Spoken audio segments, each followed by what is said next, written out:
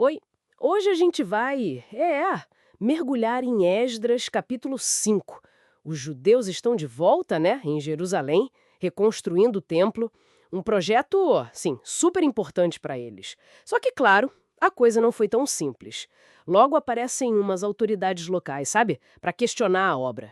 Vamos dar uma olhada nisso. Quem eram essas figuras e o que elas queriam, afinal? Pois é, essa reconstrução, ela começou com um forte incentivo. Vinha dos profetas Ageu e Zacarias, que estavam falando ali em nome do Deus de Israel. E na liderança da obra mesmo, a gente tinha o Zorobabel e Josué. E o texto até diz algo bem interessante. Fala que o olho do seu Deus estava sobre os anciãos dos judeus. Interessante isso.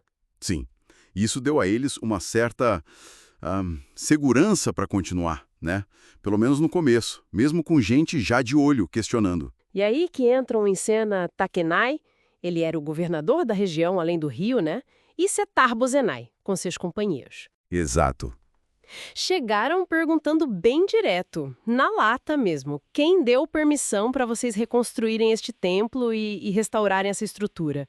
E ainda, quais são os nomes dos homens que estão fazendo essa construção? Bem incisivo, né? Muito direto. E a resposta dos líderes judeus, olha, é fascinante. Porque eles não só respondem, eles aproveitam para dar todo um contexto histórico e legal. Como assim? Eles começam afirmando a identidade deles. Nós somos servos do Deus dos céus e da terra. E logo emendam. Estamos reconstruindo o templo que foi edificado muitos anos atrás por um grande rei de Israel. Já colocam a história e a religião na conversa, sabe?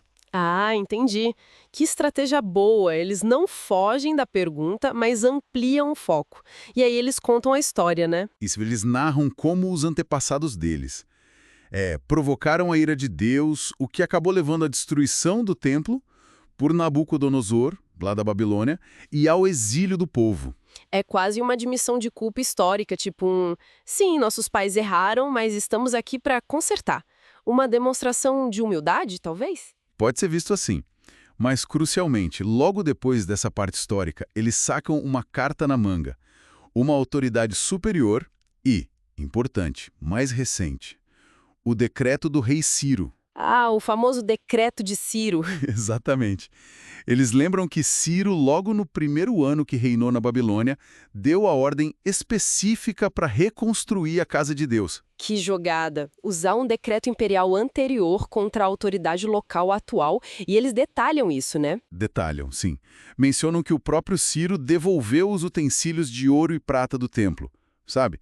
Aqueles que Nabucodonosor tinha levado. Aqueles mesmos. Que Ciro entregou tudo para um homem chamado Sesbazar, que ele mesmo nomeou governador, e deu ordens claras: levar de volta para Jerusalém, depositar no templo e reconstruir a casa de Deus no seu local original. Nossa, muito específico. E o ponto central da argumentação deles é esse, né?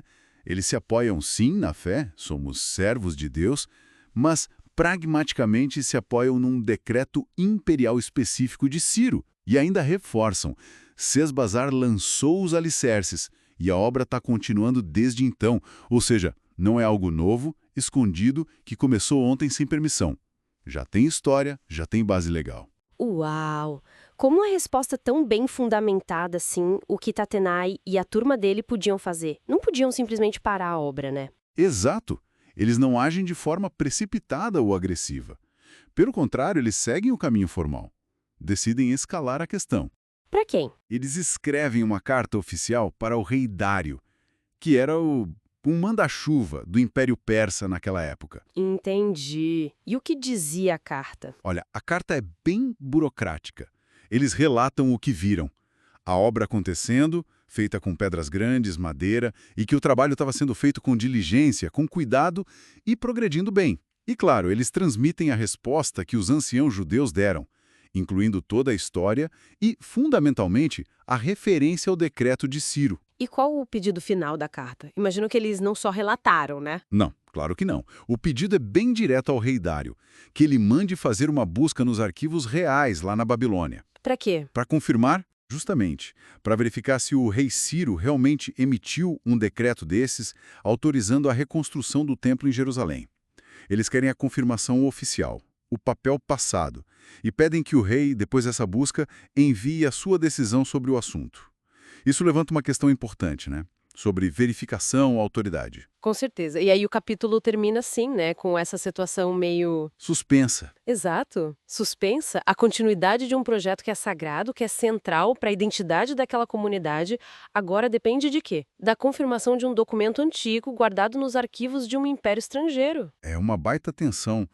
A fé e a ação local ali, na prática, precisando de uma validação burocrática imperial. É interessante pensar nisso. A iniciativa que nasce da fé, da comunidade, encontrando a máquina do Estado, a necessidade de validação de um poder maior, distante. Fica essa reflexão pra gente, né? Até que ponto a legitimidade do que a gente faz hoje, dos nossos projetos, depende de validações ou de registros do passado? E como que a memória, os documentos, a história registrada, como isso tudo molda ou até limita as chances de uma comunidade afirmar quem ela é e o que ela quer construir? Deixa a gente pensando.